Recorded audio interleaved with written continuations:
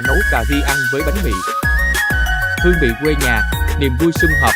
Có những món ăn khi nhắc đến, ta liền nhớ ngay đến những buổi tụ tập bạn bè, gia đình quây quần bên nhau, cùng cười nói và chia sẻ những khoảnh khắc ấm áp. Gà nấu cà ri ăn với bánh mì chính là một trong những món ăn như thế. Hương vị béo ngậy, đậm đà của cà ri hòa quyện với vị mềm mại của thịt gà và sự giòn tan của bánh mì đã tạo nên một dấu ấn khó quên trong lòng nhiều người Việt.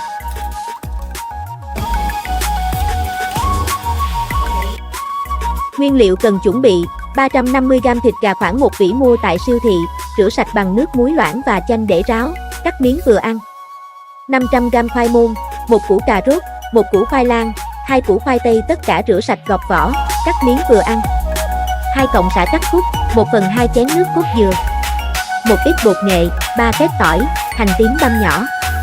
Dầu ô liu, dầu hào, tiêu đen, muối hồng, đường nâu và gia vị khác theo khẩu vị gia đình.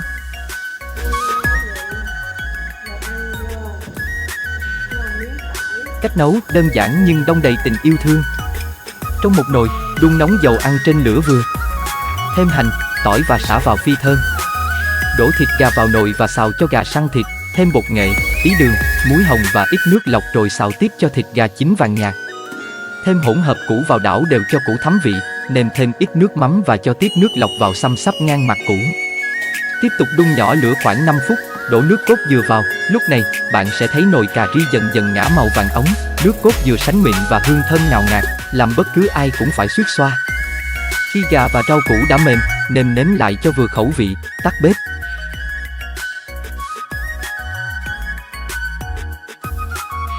Thưởng thức múc gà nấu cà ri ra đĩa.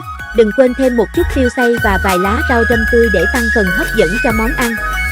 Còn gì tuyệt vời hơn khi mời bạn bè đến nhà vào cuối tuần, cùng nhau thưởng thức món gà nấu cà ri ăn với bánh mì nóng giòn.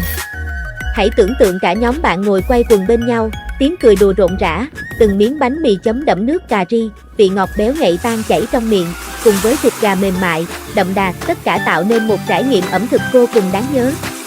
Chúc bạn thành công và hẹn gặp lại trong những món ăn đơn giản hấp dẫn tiếp theo.